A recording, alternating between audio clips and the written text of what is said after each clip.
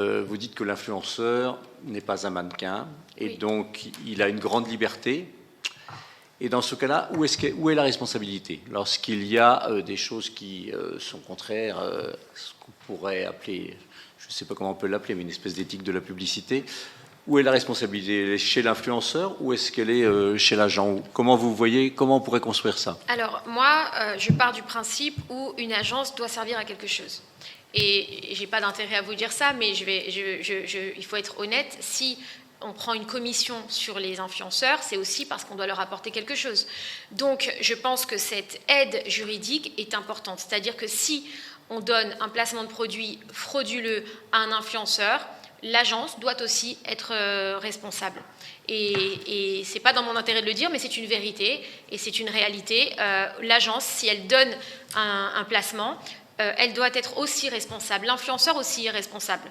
Parce que c'est trop facile de dire c'est l'agence, c'est l'agence. Moi, je sais qu'on a eu des influenceurs qui nous ont dit moi, je fais tout et n'importe quoi.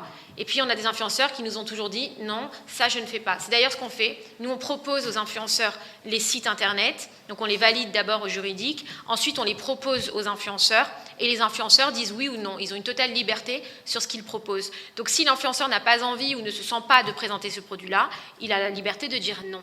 Mais si il dit oui et qu'il se trouve que c'est un placement frauduleux, alors dans le cas où l'agence, parce qu'il peut aussi que l'agence ait été trompée, ça nous est arrivé aussi, où on a vérifié le site, il était légal, tout était carré, les conditions générales étaient parfaites, tout est nickel.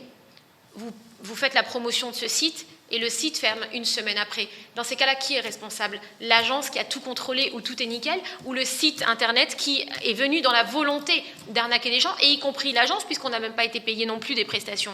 Donc, je pense qu'à ça doivent servir aussi des enquêtes et des enquêtes de la DGCCRF, où si on promotionne un site qui n'est pas juridiquement légal, il y a une responsabilité de l'agence à avoir.